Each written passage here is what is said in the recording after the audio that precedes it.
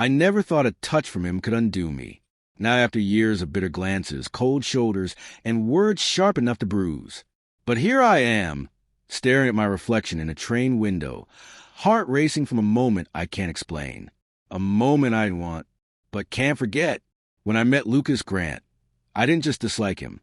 I resented everything about him. He was a golden boy at Everett and Carter, one of Manhattan's top creative marketing firms. Confident, loud, charismatic, he walked into rooms like he owned them. Me, I was the opposite. Quiet, strategic, calculated. Where he flashed smiles and charmed clients, I delivered results in silence. And still, somehow, he always came out on top. We started at the firm 2 years ago on the same day. I remember him shaking my hand at orientation, smirking just enough to make me feel underestimated. "I'm Lucas," he'd said, holding eye contact like a challenge. "Let the games begin." I smiled politely and lied. "I'm not here to play." But I was. The rivalry escalated fast. We were constantly being pitted against each other for campaigns, promotions, client accounts.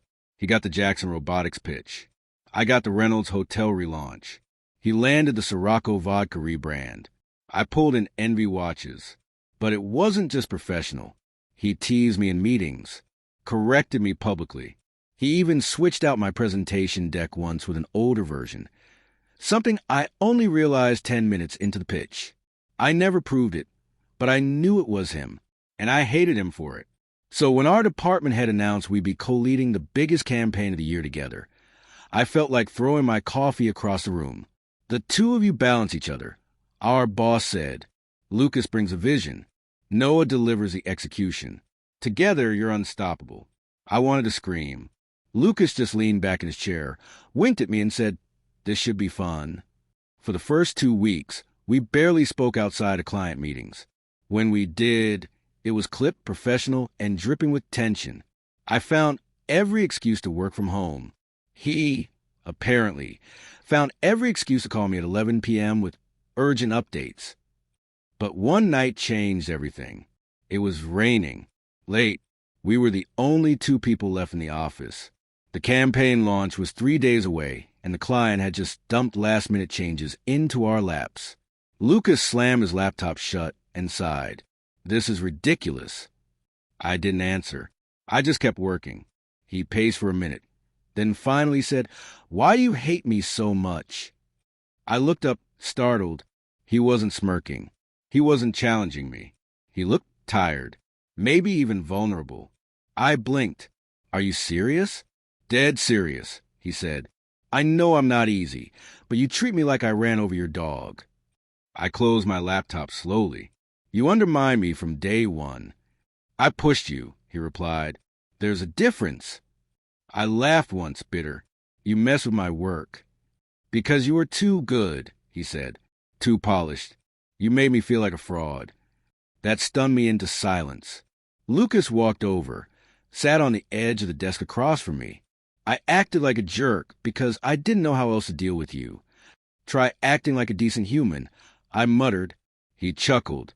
"I'm serious, Noah," he said, softer now. I was jealous. Still am. "Why?" "Because you make it look effortless." "And because He stopped. I narrowed my eyes. "You what?" His gaze held mine for a moment too long. "I don't know," he said finally. "You just get to me." Silence hung between us like the rain outside the windows. And then he reached out, just gently, his fingers brushing mine on the desk. It was barely a touch, but it sent a jolt through my body like a live wire. I pulled my hand back fast. He stood. "Sorry, I shouldn't have." "It's fine," I said too quickly.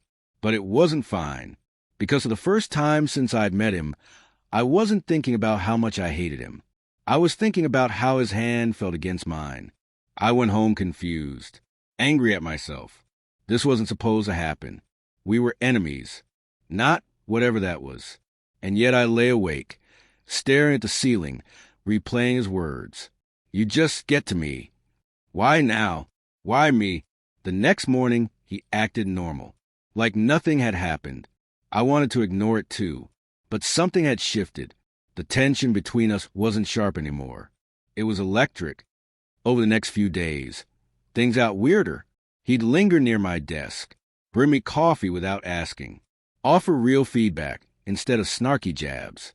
And once, after a late-night work session, he stood in the elevator with me in silence before whispering, "You ever wonder what would have happened if we weren't trying so hard to outdo each other?" I didn't answer, because I had wondered more than once. Then came the gala, the official launch party for the campaign we just pulled off together. Everyone from the firm was there. Clients, executives, media. Lucas looked irritatingly perfect in his tailored tux, champagne in hand, smiling for the cameras like he belonged in every room. I kept my distance, mostly, until he found me standing near the balcony. "Noah," he said quietly, "come talk to me." "I'm not in the mood to be flirted with," I said flatly. He smirked. "Who said I was flirting?" I raised an eyebrow. "I'm not flirting," he added. "I'm asking for a chance to say something without you running." "I don't run," I said. He stepped closer, then stand still for once. And then he said it, the thing that would change everything. "I didn't just want to win over clients. I wanted to win over you." I froze, not because it was some grand confession, but because the way he said it, quiet, honest, real, it knocked the wind out of me. Before I could respond, a flash went off. A camera. Paparazzi? Maybe press from a campaign. Lucas turned toward it, annoyed. I looked past him and saw someone I hadn't seen in years. Someone who didn't belong here. Someone who once told me they never wanted to see me again. My ex, Eli, smiling with a drink in hand, watching everything. And that's when I realized whatever was happening between Lucas and me wasn't going to stay in the past. Because someone just reopened a door I thought I'd locked years ago. I'm getting ready to reveal a huge truth once this channel hits 1,000 subscribers. If you're hooked by this story, please like the video, comment your favorite moment, and share it with a friend. Want a story on a specific theme? Drop it in the comments. And don't forget to subscribe so you don't miss part 2. I hadn't seen Eli in nearly 4 years. Not since the night he slammed the door on our relationship. And on me, he wasn't just an ex. He was my first serious boyfriend, my first heartbreak, my first glimpse of what it meant to trust someone and regret it. And now, out of nowhere, he was standing 10 feet away at a work event he had no business attending, holding a glass of rose like he hadn't ghosted me the moment things got real. Lucas hadn't seen him yet. He was still looking at me, waiting for a reaction to his confession. I didn't just want to win over clients. I wanted to win over you. But I couldn't focus. Not with Eli's eyes locked on mine from across the room. Not with old scars flaring up like fresh wounds. I stepped back. "Excuse me," I muttered, brushing past Lucas. "Wait, Noah, what's wrong?" "I need air," I said quickly, not stopping. I made it to the terrace, where the night air was cooler and less suffocating than the ballroom. I leaned against a railing, trying to breathe. Why now? Why here?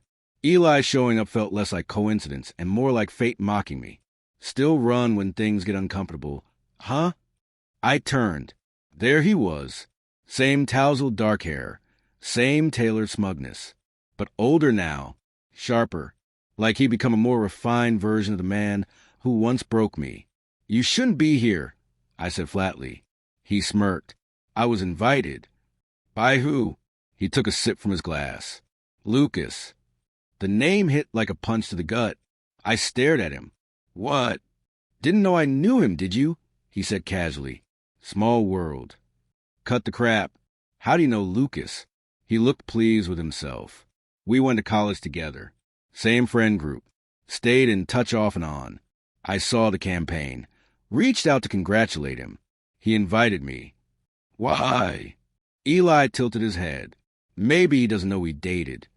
"You think I haven't told him?" "Have you?" he asked smoothly. "Because if you haven't, you really should." He stepped closer, lowering his voice. "Secrets have a way of leaking, Noah, and you know better than most what that feels like." I felt the blood drain from my face. "What do you want?" "I just wanted to say hi," he said innocently. But you? You look like you've seen a ghost. He chuckled and walked away, leaving me alone again. Except now, I wasn't just confused. I was terrified. When I got home that night, I couldn't sleep. My mind spun with possibilities. Why would Lucas invite him? Was it really a coincidence? Was this some twisted test? I kept replaying the look on Lucas's face when I walked away. How genuine he looked. How nervous. If he really didn't know about Eli and me, this wasn't just complicated. It was dangerous. The next day, Lucas showed up at my office without warning. He leaned against my doorway, arms crossed. "I told you something honest last night," he said, "and you ran." "I didn't run. I lied. I had a migraine." "You didn't even answer my texts." I closed my laptop. "I saw someone last night. Someone I wasn't expecting." He looked confused. "Who?" "Lie," I said. "He's my ex." Lucas blinked. "Oh." I waited, studied his reaction. "You invited him?" "Yeah," he said, "but I didn't know you two had history." "Are you sure?" I asked. His brow furrowed. "What are you implying?" "I'm implying that someone's playing games here, and I'm not in the mood for another one." Lucas stepped inside and shut the door. "I swear to you, Noah, I didn't know. And if you had, I wouldn't have invited him." I looked at him, trying to read the sincerity on his face. He wasn't smiling. He wasn't posturing. Just honest. "Why do I believe you?" I muttered. "Because I'm not lying," he said quietly. "And because, despite everything, you still want to." For a few days, things returned to a strange kind of normal. Lucas and I kept working, kept avoiding the subject of that night and what it meant. But the air between us was heavier now, like something had cracked, and neither of us knew how to patch it. Until Friday night, when I found a note on my apartment door. No name, no envelope, just 5 words. "You don't know the truth." Inside, folded in half, was a photo. A candid of me and Lucas talking at the gala, when I had my hand on his chest, mid-conversation. It looked intimate, intentional, but the timestamp was wrong. It said 8:14 p.m. We didn't even get to the gala until 8:30. I sat on my couch, heart pounding. Someone was messing with me. Someone who wanted me to question everything. And suddenly I remembered Eli's words. "Secrets have a way of leaking, Noah." What if this wasn't just jealousy? What if this was something more? I called Lexi, my oldest friend from undergrad, now a tech analyst in Brooklyn. She picked up on the second ring. "Tell me everything," she said. From the beginning, I did. Every detail. When I finished, there was a pause. Then, "Do you still have the envelope?" There wasn't one. "Okay, then listen. Whoever sent that photo doctored it. I can run it through metadata scrubbing if you send it." I snapped a picture and sent it to her. 30 minutes later, she texted, "It's been altered. Timestamp doesn't match metadata. File origin unknown." So not only was a photo faked, someone wanted it to seem like Lucas was lying. But why? The next day, I met Lucas in the park near the riverfront, neutral territory. He looked concerned the moment he saw me. "What happened?" I handed him the photo. He studied it. "This isn't real." "I know." He looked up. "Who sent this?" "No idea." Silence. Then I asked the question I've been dreading. "Lucas, is there something you're not telling me?" He hesitated. For a second, just 1 second, he looked like he did have a secret. And then he said, "Yes." I braced myself. "But not what you think," he continued. "It's not about Eli. It's not about the campaign. It's about us." I narrowed my eyes. "What do you mean?" He reached into his coat pocket and pulled out something small, a photo strip from a photo booth. We were in it, laughing, except I didn't remember ever taking it. "I found this in my desk drawer last week," he said. "I don't remember taking these. But we look happy. Clothes." I stared at the photo. It looked like us, like something that could have happened, but I knew it hadn't. Lucas swallowed hard. "I think someone's been planning things. Photos, notes, timelines. Why? I don't know, he whispered. But I think we're not the only ones involved in this story. And just like that, the enemy I'd spent years hating was the only person I could trust. Because whatever this was, it was bigger than a breakup, bigger than rivalry, bigger than us. The wind off the Hudson was cold that evening. Lucas and I stood quietly under the stone arch by the park, his hand still holding the photo strip we both didn't remember taking. Do you think someone's trying to rewrite our past? I asked. Lucas nodded slowly. Either that, or they're trying to force a future neither of us chose. A part of me wanted to laugh. The absurdity of it all. Fake photos, mysterious notes, exes reappearing out of nowhere. Felt like something out of a bad streaming drama.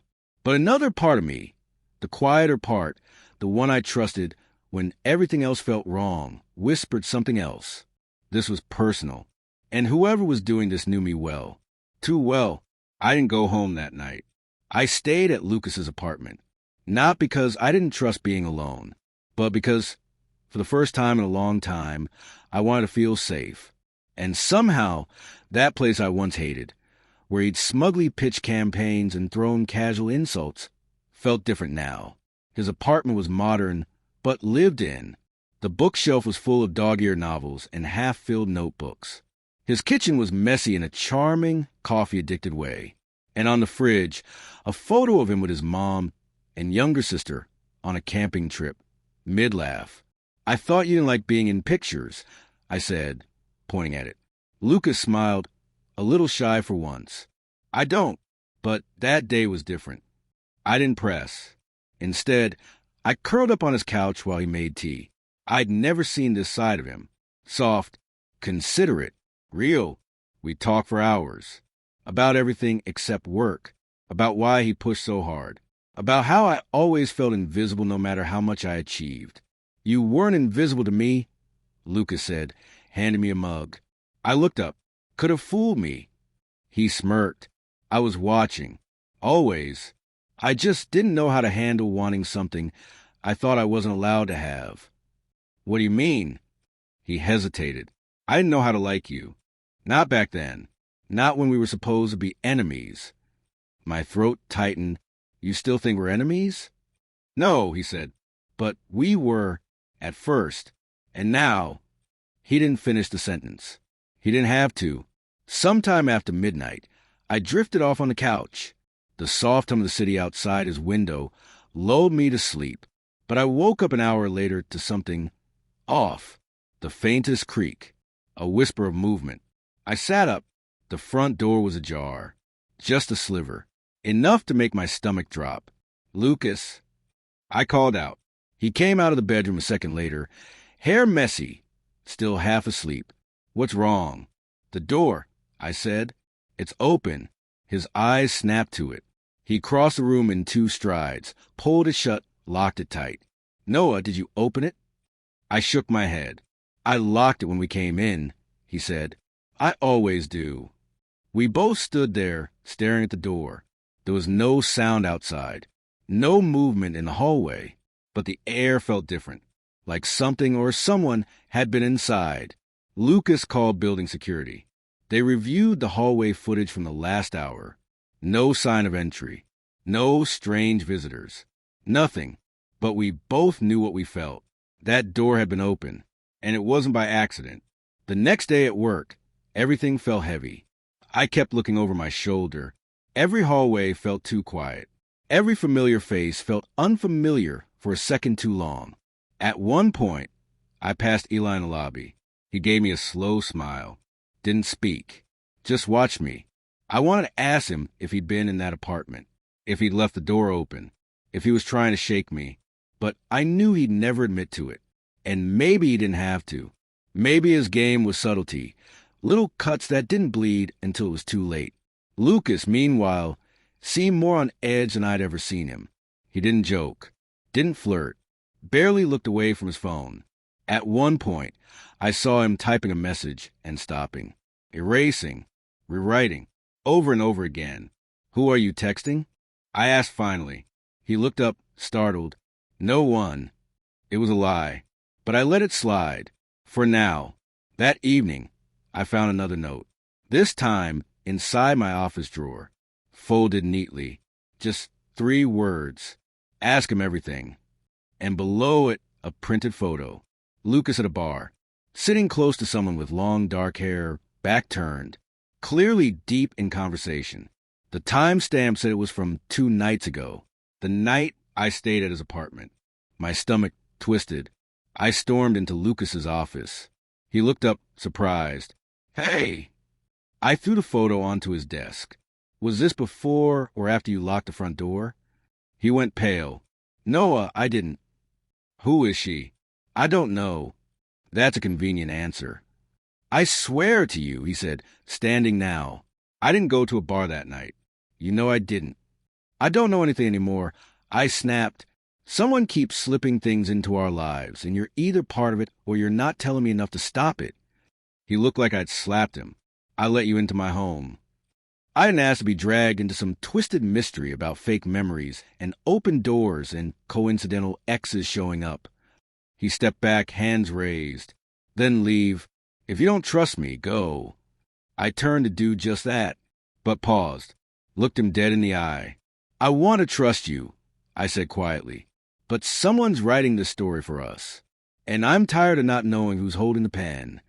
I left without another word. That night, I called Lexi again. Told her everything, every note, every photo. She didn't hesitate.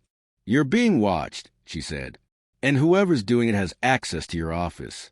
Probably is too. This isn't just about jealousy. It's about control." "Then how do I stop it?" "You don't," she said. "Not yet. You wait. You play along until they make a mistake." The next morning, I found one last message taped to my office chair. "You're getting close. Don't trust the one who kisses you last." It didn't make sense. Not yet, but I had a feeling. Soon it would. For the first time in years, I dreaded walking into my own office. Every drawer, every email, every glance over my shoulder felt like it carried weight. Not because I was guilty, but because someone wanted me to feel like I was. The note from yesterday still burned in the back of my mind. "Don't trust the one who kisses you last." It sounded like a riddle or maybe a warning, a subtle threat wrapped in poetic language. But the timing, the handwriting, the precision, it was the same as the other 2 notes, which meant someone was escalating, and fast. I didn't talk to Lucas that morning. He was in his office when I arrived, headphones in, staring at a screen like it held the answers to everything unraveling around us. And maybe it did, but right now, I couldn't afford to let my heart get in the way of logic, so I kept my distance. Until lunch. That's when I got the text. "Unknown number. Do you know where he goes after work?" Attached was a live location ping. Lucas, at a place I didn't recognize. The location was a narrow stretch off the west side of Brooklyn, industrial, tucked between an old printing warehouse and an auto shop. Why would he be there? I told myself not to go. I told myself I didn't want to spy on him. But I went anyway, because the part of me that needed answers was louder than the part that still wanted to believe the best in him. The Uber dropped me 2 blocks from the ping. It was nearly dusk. The air smelled like damp pavement and old steel. I walked carefully, sticking to shadows. Then I saw him, Lucas, standing outside a nondescript steel door, texting someone. He looked tense, nervous. After a few moments, the door opened. A woman stepped out, tall, sharp features, hair in a tight bun. She wore a charcoal pantsuit and sunglasses, even as the light faded. They didn't hug, didn't shake hands, just talked. Quiet, serious. I couldn't hear what they were saying, but the body language said plenty. This wasn't a casual meetup. It wasn't romantic, either. This was business. Secret business. I ducked behind a dumpster as Lucas suddenly glanced around, like he felt me watching. Then the woman handed him a folder. Thick, sealed. Lucas looked down at it for a long second, then nodded. No smile, no handshake, just turned and walked away. I stayed hidden until he was gone, then made my way to the same door. It was locked. No sign, no logo, nothing. But someone had been here, and I had questions. By the time I got home, my mind was spinning.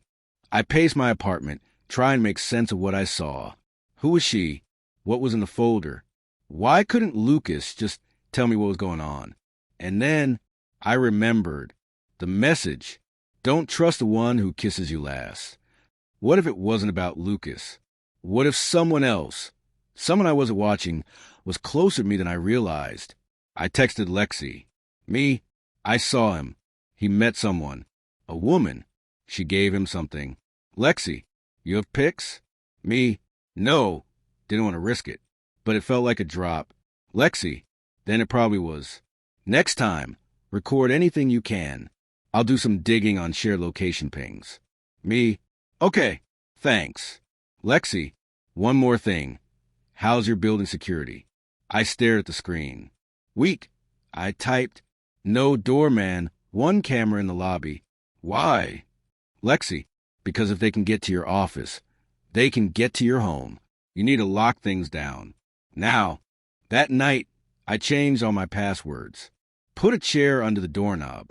Checked the windows twice. But I still couldn't sleep. Because what haunted me now wasn't just what I saw. It was the thought that Lucas knew I was watching him. And didn't care. The next morning, he was waiting by my desk. Hey, he said, voice casual. I didn't respond. He handed me a coffee. My favorite kind. I stared at it. Then at him. Where were you yesterday evening? I asked flatly. His smile faltered. Why? Just answer. He glanced around. I had a thing in Brooklyn. With who? He shrugged. Old friend. Kind of personal. Friend or client? He looked annoyed. Does it matter? Yes, I said. Because you didn't mention it. And because it didn't look like a friend. His jaw tightened. Were you following me? I didn't blink. No. Someone sent me your location. He went silent. I stepped closer. What's in the folder? What folder? Don't lie to me. He finally sighed. It's about you. That froze me. What do you mean? Lucas glanced toward the hallway. Come with me. We went to a small meeting room. He shut the door behind us and pulled the folder from his briefcase. Inside, photos, notes, a printed transcript, a list of names. He handed me the top page. Someone hired a private investigator to dig into your past. I read the first line and felt the blood drain from my face. Subject, Noah Brooks. Known associates, Elijah Kane. Incident, Boston, 2019. The document detailed things I'd never told anyone. Not Lexi, not even my parents. Stuff from years ago. Things I thought were buried. I looked up. You knew about this and didn't tell me? I just found out 3 days ago, Lucas said. I was trying to confirm if it was real. That's why I met with her. She's a damage control specialist. She flagged your name in a list tied to Eli. I felt sick. This isn't just about us. I whispered. This is about him. About something from before. Lucas nodded. I think Eli's behind this. Or at least, whoever he's working for. I shook my head. He wouldn't go this far. You don't know him anymore, Lucas said. And someone is investing a lot of time and money to unravel your life. I stared at the papers in my hand. The last page was an email chain. Someone asking, when does he break? Soon, the reply read. The story ends with him. I looked at Lucas. End with who? He didn't answer. He just sat down, folded his hands, and looked me in the eye. Noah, he said quietly, there's something you should know about Eli. Something I haven't told you yet. You're not going to like this, Lucas said, his eyes never leaving mine. But you deserve to know. We were sitting in a tiny conference room, fluorescent lights humming above us. The folder, thick with surveillance photos, private emails, and files I hadn't even had the courage to read through yet, sat open between us like a wound. He slid a single printed email across the table. I didn't reach for it. Who's it from? I asked, my voice hollow. Lucas leaned back, folding his arms. Your ex, Eli. He nodded. He wasn't just an old flame with a bruised ego, Noah. He's involved in something bigger. I finally picked up the page. It was an email chain. Short, precise. From Eli Kane. 2. Redacted. Subject, Noah Brooks. Body, I've established contact. He's suspicious, but not prepared. Will continue seeding doubt. Let me know when the green light hits. Eck, I stared at the screen. The words blurred. Green light? I asked quietly. Lucas's voice was grave. It means permission. Action. A trigger to move forward with whatever plan they have in motion. But why me? I whispered. What could I possibly know? Lucas exhaled through his nose. Do you remember the incident in Boston? I froze. Boston, 2019. My chest tightened just hearing the word. It was the year I stopped sleeping. The year I walked away from the company I helped build from scratch with a few college friends. One of them, Darren, vanished that fall. The police called it a voluntary disappearance. I called it something else. The same fall Eli and I broke up, because he said I was becoming paranoid, obsessed. Whatever happened in Boston, Lucas said gently, someone doesn't want you remembering it clearly. I blinked, focusing on the email again. They're rewriting my past. I whispered.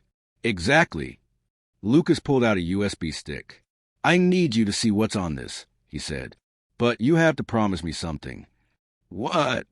That no matter what it shows, you won't push me away. Why would I? He hesitated. Because I haven't told you everything about me either. I took the drive home, hand clenched tight around it like it might disappear if I let go. My apartment felt different now. Smaller.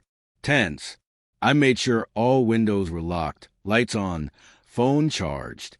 Then I opened the files. There were 4 folders. /surveillance /Boston_incident /Lucas_background /voice note/. My fingers hovered over the third one first. Lucas_background. But I clicked /Boston_incident/ instead. Because the past was the storm behind everything. Inside were old articles. Censored police reports. Redacted names. Photos from protests I vaguely remembered attending. My face in the background. Always blurred. Always off-center. And then one photo that stopped my breath. Darren, my old friend, standing outside a brick building I'd never seen before. Behind him, Eli, not standing beside Darren, but watching him from across the street. The timestamp on the image was just 3 days before Darren vanished. I sat back, stunned. I never knew this. I whispered. I clicked the audio folder next. Only one file. Note_1M4A. I hit play. It was my own voice. Journal entry, October 14th, 2019. I met with Darren again. He says they're on to him. That the software he built was taken and... Click. The audio glitched. Then silence. Then a different voice. Eli's. He won't listen. He thinks everyone's lying to him. I'm going to step back. He's not stable. Click. Let me know if you need access to his drive. My heart stopped. I sat there in silence, laptop screen glowing. The facts were forming faster than I could hold them. Darren had built something. Someone took it. I knew. Eli silenced it, or helped someone else do it. And now, years later, they were trying to erase my memory of it, or make me question myself enough to walk away from it again. My hands trembled as I clicked the final folder. /Lucas_background/. There were old photos, his resume, emails, employment records. But one thing stood out, a contract from 5 years ago to work as a consultant at a private security firm, the same firm that did damage control, the one where the woman in the pantsuit probably worked. I stared at the signature at the bottom, Lucas Grant. I barely noticed I was crying until my vision blurred. He lied. Maybe not recently, but enough to make everything suspect. And now I was drowning in it. My phone buzzed. Lucas, you okay? I didn't reply. I just stared at his name. My chest was full of fire, not from betrayal, from fear. The next morning, I showed up at the office before dawn. No one else was in yet. I sat at Lucas's desk. Tried to open his drawers. Locked. But then I noticed his messenger bag hanging on the coat rack. Inside, Another folder. Not marked. No labels. Just one photo inside. Me, sleeping on his couch. Taken 2 nights ago, when I stayed over. My stomach flipped. I ran. Didn't wait for him to arrive. Didn't explain anything to anyone. I just ran, because I needed space to think, to decide if I'd been played, or protected. Lucas called 4 times that day. I didn't answer. Finally, he left a voicemail. Noah, I know you're scared. I would be too, but I need you to trust me just a little longer. There's something I need to show you, something bigger than either of us, and you're going to want to see it with me. I deleted the message, but my hand shook while doing it, because part of me still believed him, and part of me still wanted to. That night, I found a message under my door. No envelope, just a single line. You're almost ready to remember. Lucas's confession about Eli left a bitter taste in my mouth. It wasn't just that Eli had done this before, slipping into someone's life, quietly observing, manipulating, collecting data, like a predator in plain sight. It was the realization that I had once loved that person, trusted him, shared my bed with him, and now he was back in my life, playing a deeper, darker game, one I still didn't understand. I pushed the folder back across the table to Lucas. We need to talk to your old roommate. Lucas nodded. I've already reached out. He's in Boston now. Agreed to meet us tomorrow. I nodded, trying to stay focused, but my thoughts were spiraling. This wasn't just about an ex showing up to stir trouble. This was coordinated, precise, timed. The fake photos, the notes, the unlocked door. Every step was meant to shake me, and I was beginning to feel like I was the one being profiled. Again, that evening, Lucas walked me home. He didn't ask to come up. He just lingered on the sidewalk as I reached for my keys. You don't have to do this alone, he said softly. I've always done things alone. You don't have to anymore. I looked at him. He looked tired, but determined, worn down maybe, but still standing beside me, still choosing to. I hesitated, then unlocked the door and pushed it open. You coming in or what? His smile was small, but real. Later that night, we sat on my couch, the TV playing low in the background. We weren't really watching, just breathing in the stillness. Lucas sipped from a glass of whiskey, eyes fixed on a window. Then quietly he said, Can I ask you something personal? I nodded. Why did things end with you and Eli? I was quiet for a moment, tracing the rim of my own glass with my finger. I caught him reading my journal. Lucas turned, surprised. I don't even know how he found it, I said. I kept it locked in a box under my bed. I used to write in it after therapy, stuff I didn't want anyone to see. I never told him I had it. Lucas didn't interrupt. He just listened. I found him reading it one night while I was in the shower, just sitting on my bed, flipping through pages like it was a novel. What did he say when you confronted him? That he was trying to understand me better, that I kept too much inside, that he wanted to be close to all of me, not just a version I let out. Lucas swore under his breath. I broke up with him the next day. I continued.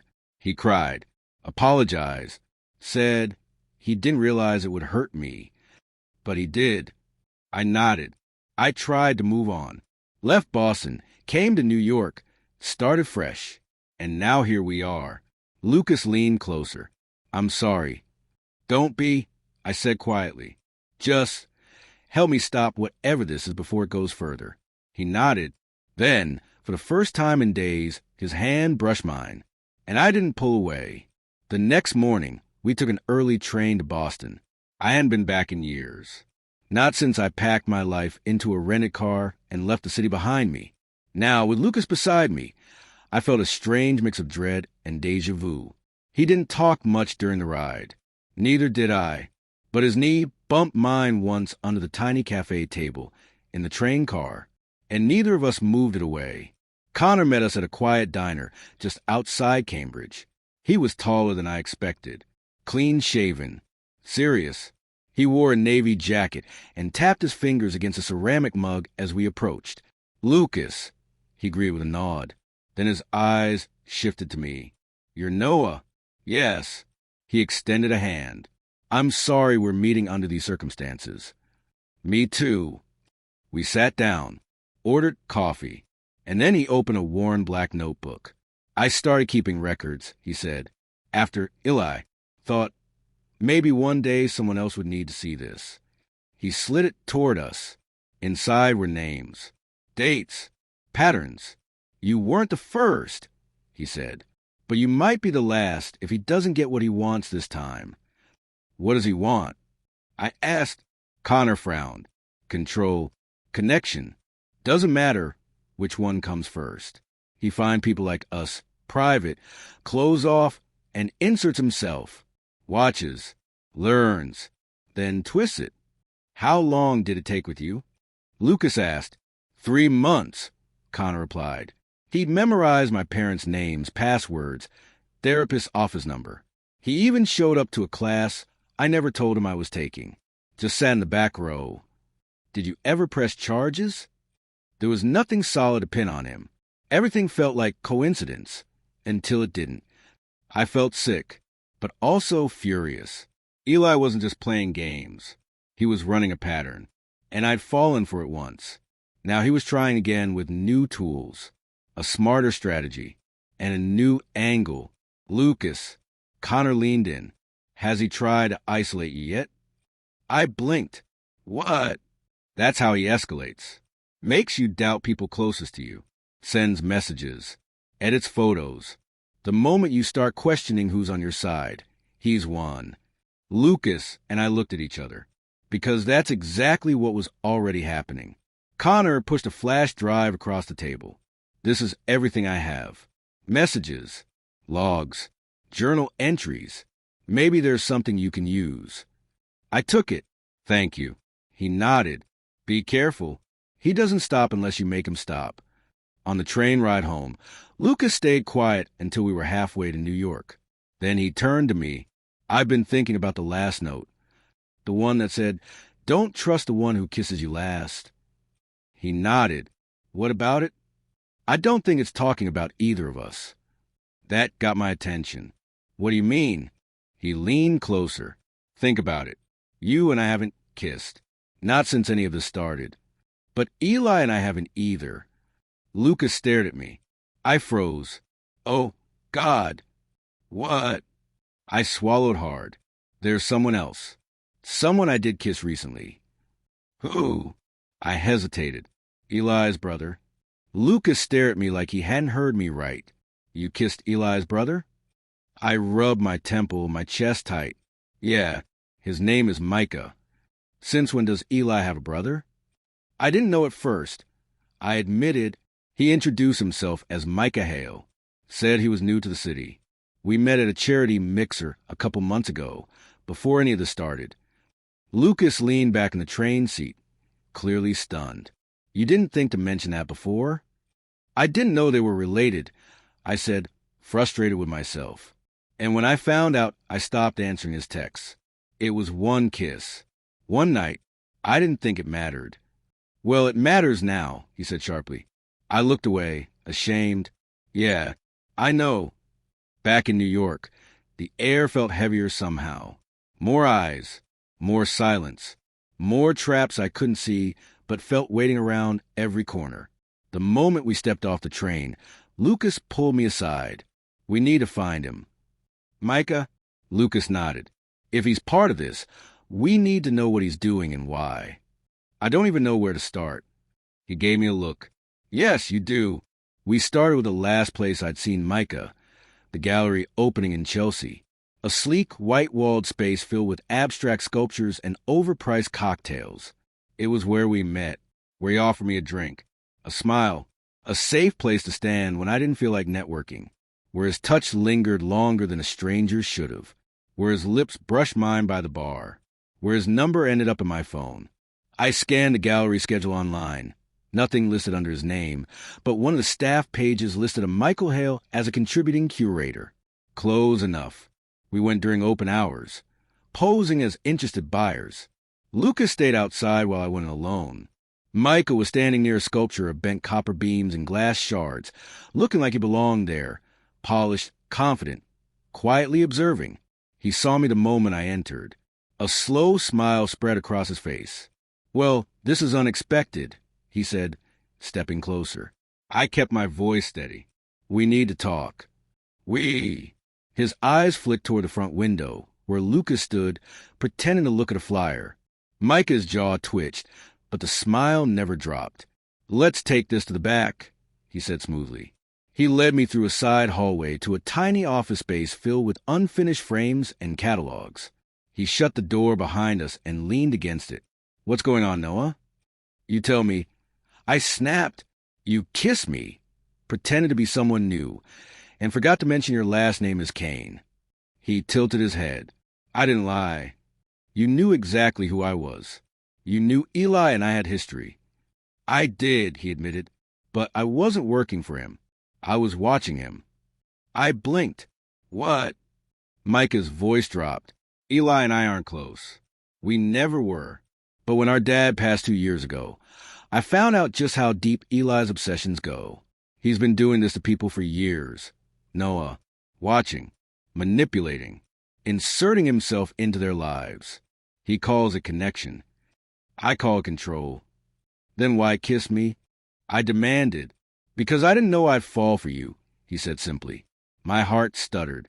"I came to that event to see who he'd been stalking recently. And then you walked in, and I don't know. You were real. You looked like someone who'd been hurt and had no idea why." He stepped closer. "I wanted to protect you." I stared at him, searching his face. "Or you wanted to get close enough to report back." "I haven't spoken to Eli in almost a year," he said. "I've been watching him on my own, trying to gather enough to stop him. I didn't plan on you getting caught in the middle. But you kissed me because I felt something." The door opened behind us. Lucas walked in. Micah raised his hands. "I'm not here to hurt him," he said calmly. "I'm trying to help." Lucas wasn't buying it. "You knew who he was. You knew about the journal, the notes, the PI. "I didn't send anything," Micah insisted. "But I know Eli is capable of it. He doesn't operate alone. He never does. There's someone else, someone who executes while he observes. I think it's a guy named Shane." "Shane," I echoed. Micah nodded. They were roommates in college for a semester. Shane's an IT ghost, lives off-grid, but he's the one who manipulates photos, scrubs files, edits metadata. He's the reason Eli's never gotten caught. Lucas crossed his arms. "You expect us to believe you?" Micah looked straight at me. "I don't expect anything. I just don't want him to ruin someone else's life." That night, back at my place, Lucas was distant. He stood by the window while I sat at the kitchen island, scrolling through the folder again. "Do you believe him?" he asked finally. "I don't know," I admitted.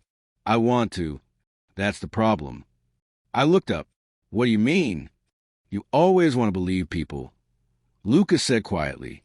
"Even after everything Eli did, you still want to see the good in someone connected to him." I bit my lip. "I'm not judging," he added. I've seen how that kind of trust gets used, and I don't want to see it destroy you." I stood and crossed to him. "I'm not the same person I was back then." Lucas looked at me. "Aren't you?" I reached for his hand. "Do you trust me?" He hesitated, then nodded. "Yeah." "Then let me try this my way." The next day, Lexi called. "I ran the drive Connor gave you. There's a pattern." "Of what?" "Times, locations, names. He's targeting people who match a profile. Young, closeted, or semi-private gay men in professional industries. He inserts himself slowly, often through someone else, like a brother, a friend, a coworker. He builds their trust, documents them, then destabilizes their world." "Why?" "Because he wants to control how people see him. If he can rewrite their memory of him, he thinks he becomes permanent. He's not just obsessive, he's pathologically dependent." I gripped the counter. "Then how do we stop him?" "You already started," Lexi said. "You're the first one to put the pieces together. And you've got something none of the others did." "What?" "A support system. Lucas. Me. Even Micah. Maybe." This time, he didn't isolate you in time. Later that night, someone slid an envelope under my apartment door. No return address. Inside was a single photo. Me and Lucas, walking out of Connor's diner in Boston, our heads close, smiling.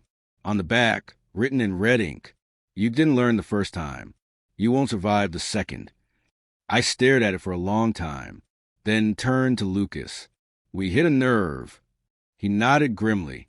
"And now, I said, "we bring the whole truth to light." The red ink photo changed everything. Until that point, we'd been reacting, dodging shadows, reading notes, questioning intentions. But now, it was time to flip the script. Lucas paced my living room like a storm in slow motion. "He's watching us in real time," he muttered. "This wasn't from days ago. This photo is from yesterday." "Which means he was in Boston," I said, turning the picture over again in my hands. "Or had someone there. Either way, he's not just watching. He's daring us to play. And we will," I said, "but on our terms." Lexi was the first call we made. Then Micah. Within hours, we had a plan. Risky? Yes. But this wasn't just about defending myself anymore. It was about exposing the person who had spent years crawling through people's lives, stitching their pain into his twisted version of love.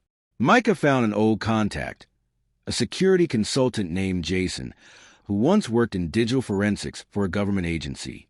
The kind of guy who knew how to trace the untraceable. Jason agreed to meet at a secure workspace downtown. We brought the flash drive, the red ink photo, and every note Eli had sent. "I've dealt with obsession before," Jason said, eyes scanning the files. "But this is layered. There's method here. Strategy. This guy doesn't just follow you, he scripts you." He held up the photo. "He wants you to believe that your choices don't matter, that he's already written the end of your story. Then let's rewrite it." Lucas said flatly, "We use Micah as bait. Not because we didn't trust him, but because Eli clearly still did." Micah sent a text using his old phone. "Micah, saw Noah again. He's unraveling. You were right about him. Want to talk?" Eli's reply came just 2 minutes later. "Eli, come to my place. 10 p.m. alone." That single message was all the confirmation we needed. Eli was back. Lucas didn't like it. Letting Micah go alone is dangerous. "He won't be alone," I said. Jason had already rigged a micro camera into Micah's shirt button. Lexi would be in a parked car nearby, monitoring the stream. Lucas and I would be in a second car a block away. It was controlled. Safe enough. Still, as 10 p.m. neared, I felt my chest tighten. We were walking into the lion's den, and one wrong step could cost everything. Eli's apartment was in the West Village. Top floor, corner unit. No camera in the hallway, but a building with only 5 tenants total. Perfect for privacy. Perfect for secrets. Micah walked in right on time. The camera stream showed Eli opening the door with that same disarming smile. "Micah," he said, "you're the last person I expected to say yes." Micah smiled coolly. "We have unfinished business." They sat, talked. Micah played his part well, frustrated, conflicted, subtly feeding Eli the illusion of control, until Eli said something that made the air in both cars go still. "You think this is about Noah. It's not. It was never about him. He's just a thread in a much bigger pattern. But if he keeps pulling, he'll unravel the whole thing." Lucas clenched the steering wheel. "What pattern?" I whispered aloud. Jason's voice crackled over the comms from Lexi's van. "He's referencing a broader manipulation. We're not just dealing with jealousy. This is calculated behavior. He's done this to others, maybe even multiple states, possibly years." "Is that why he was quiet for so long?" Lucas asked. "To plan this?" Jason didn't answer. Then Eli stood. "You still talk to him, don't you?" Micah stayed calm. "Here and there." Eli leaned in, voice soft and venomous. "Then tell him this. I decide when this ends. And when I'm finished, he'll never trust anyone again." That was the cue. Lexi's voice was sharp in my earpiece.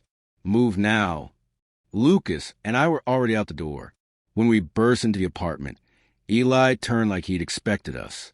Not surprised. Not afraid. Just entertained. Micah stepped back. I moved toward Eli, but Lucas blocked me with an arm. "You've made your point," Lucas said coldly. "Now you're going to listen." Eli smiled. "To what? Another speech about boundaries?" "No," I said. "To proof." I tossed a folder onto the table. Photos, notes, messages, metadata logs from Jason's trace. "You left digital fingerprints on everything," I added. "Even the fake photos. Even the red ink. You wanted to be seen. And now you will be." Eli stepped forward slowly, eyes never leaving mine. "You think this makes you safe?" "No," I said, "but it makes you visible. And that's what you hate most." For the first time, Eli's mask cracked. Just slightly. A muscle in his jaw twitched. "You were supposed to love me," he whispered. "I never knew who you really were," I replied. That night, we submitted everything to a private attorney Jason recommended, a former federal investigator who specialized in digital stalking and harassment. Lexi helped prepare a timeline. Micah gave a statement. Connor agreed to submit testimony remotely. It wasn't a clean case yet, but it was a beginning. And this time, we weren't alone. Back in my apartment, Lucas and I sat in silence. Not from fear, but from release. For the first time in weeks, there was no envelope under the door. No surveillance. No shadows where they didn't belong. Just us. "I thought you'd walk away," I said quietly. Lucas looked over. "Why?" "Because this started as fake. Then it got messy. Then it got dangerous." Lucas reached out and touched my cheek. "This isn't fake anymore." I swallowed hard. I've never been this scared, but also never felt this seen. He leaned in, close enough that his breath hit my skin. "I see you," he said, "and I'm not going anywhere." Then he kissed me. Slow, certain, like we'd both earned it. For the first time in a long time, I let myself kiss him back without fear, because this time no one was watching. The next 3 days were calm, eerily so. No messages, no photos, no strange numbers or hacked accounts. Jason ran a digital sweep and confirmed that our devices had been cleaned since the night at Eli's apartment. We had done it. We had cornered a ghost, exposed the illusion he had crafted around us, around me. But as Lexi reminded us over lunch on day 4, people like Eli don't go out quietly. They wait, watch, strike when you think you're finally safe. And she was right, because that night I got the message. It came through my email, a fake name, a new address, but no mistaking the tone. Subject, you forgot something. Body, love isn't something you erase. It's something you surrender to. Open the door tomorrow at 7 p.m., or I'll open it for you. I stared at the screen, heart in my throat. Lucas was sitting beside me on the couch, reading over my shoulder. He didn't say a word for a moment, then calmly stood up and locked every window in the apartment. Lexi, Jason, and even Micah showed up within the hour. We gathered in my living room like generals at war. "He's threatening to show up," I told him, "in person. Or make it look like he did," Jason added. "He could have someone else deliver something." "But what if he's serious?" Lucas asked. Micah looked at me. "What do you want to do?" I didn't hesitate. "I want to end this, not just protect myself. I want to make sure he can't do this to anyone else again." The plan came together quickly. Jason installed 2 new hidden cameras at my apartment door, one inside the hallway light fixture, one disguised as a peephole cover.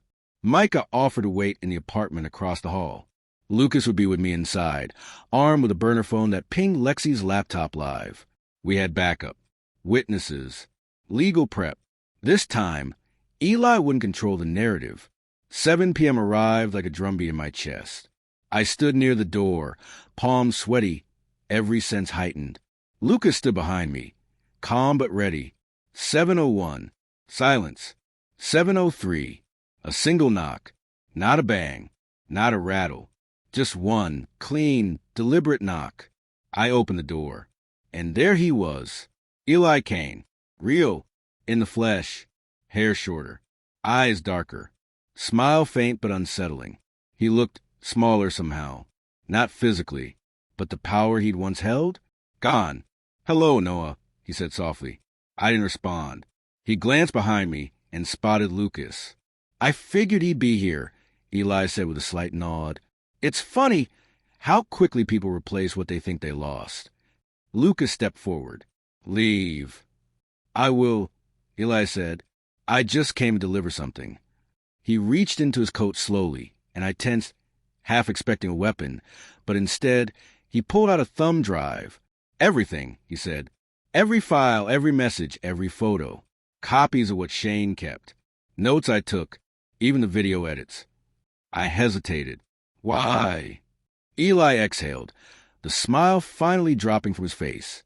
"Because I lost. And I don't know how to lose without meaning." I took the drive from his hand. He didn't flinch, didn't force his way in.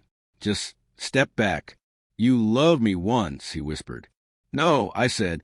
"I loved who you pretended to be." And then, for the first time, I saw it. His face cracked. Something real.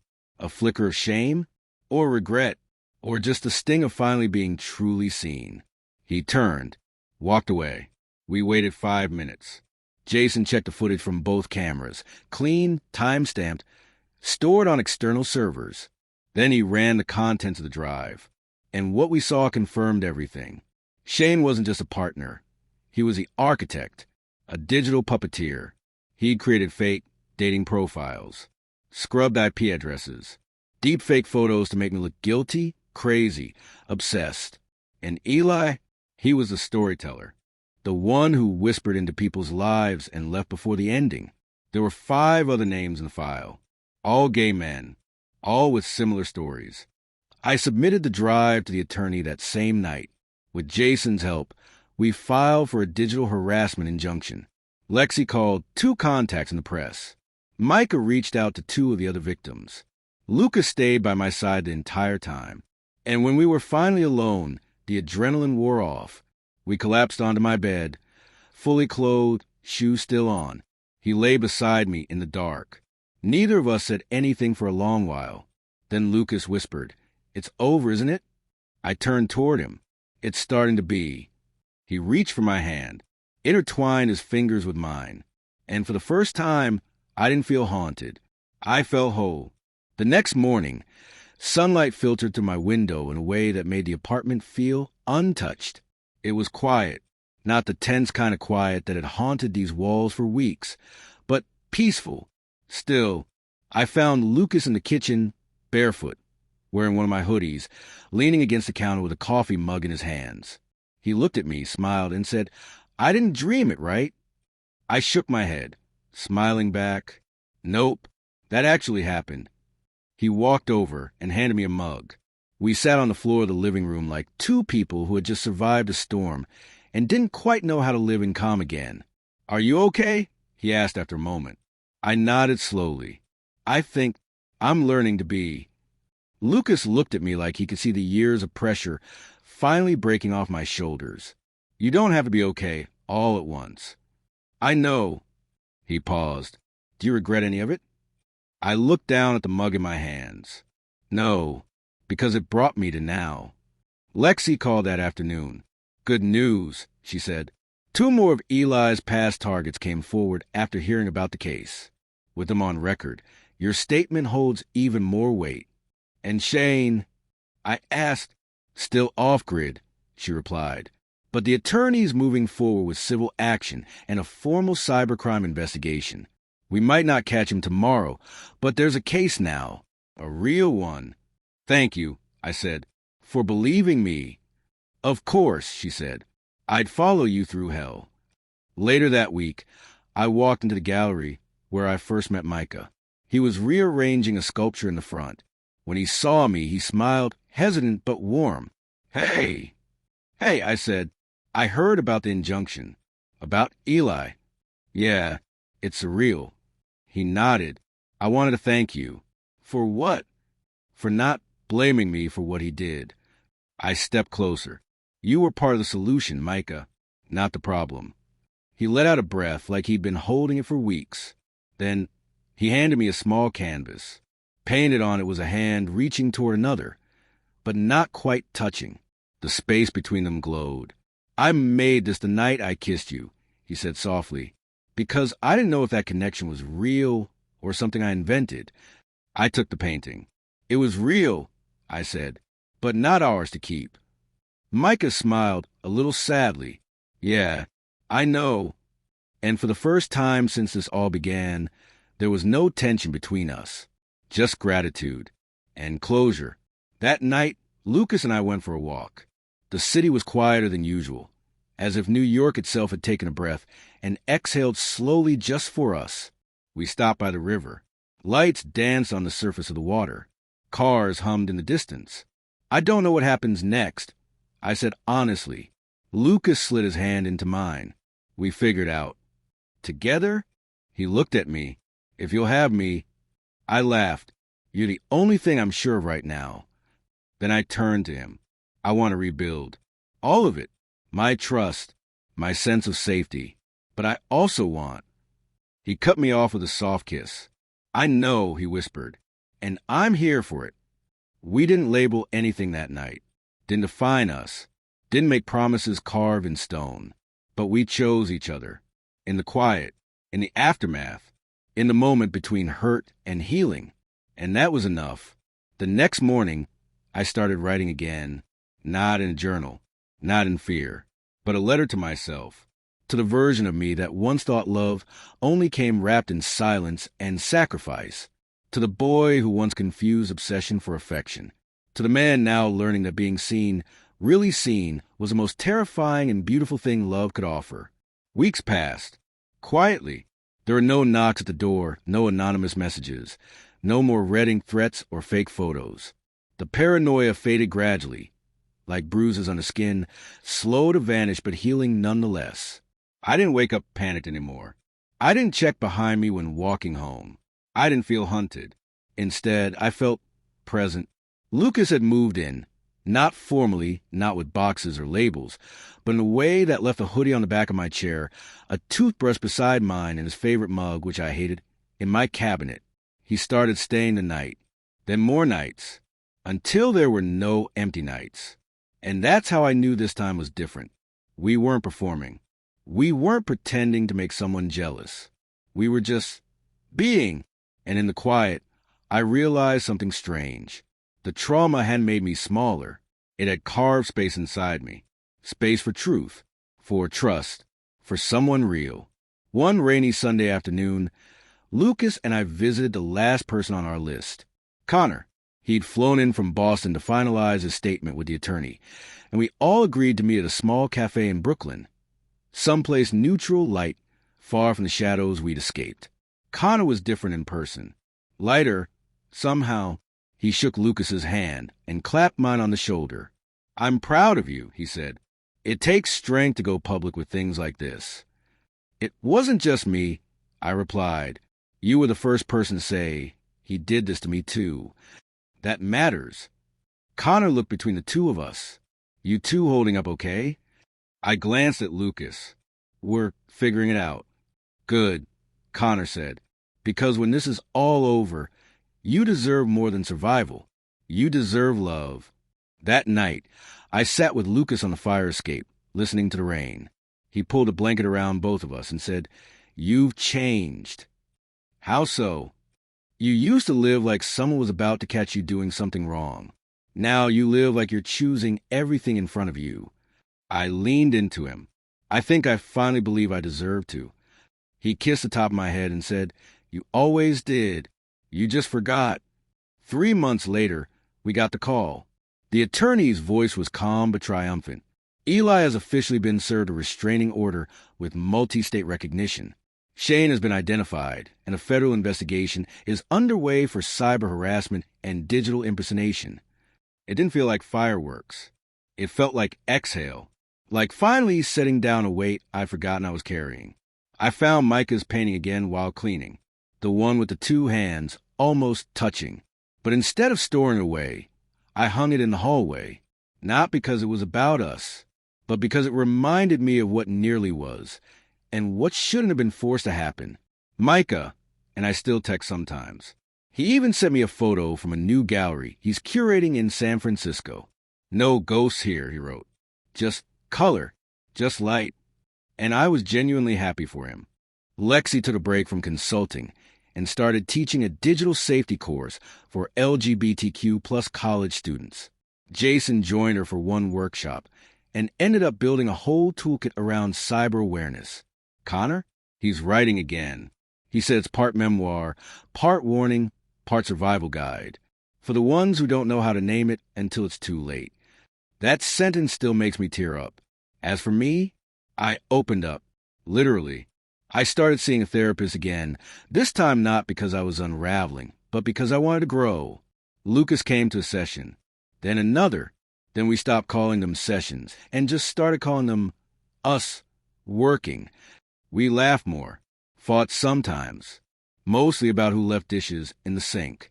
But every argument ended with a touch, a look, a quiet apology, and love, the real kind. The kind that doesn't hide behind performance or proof.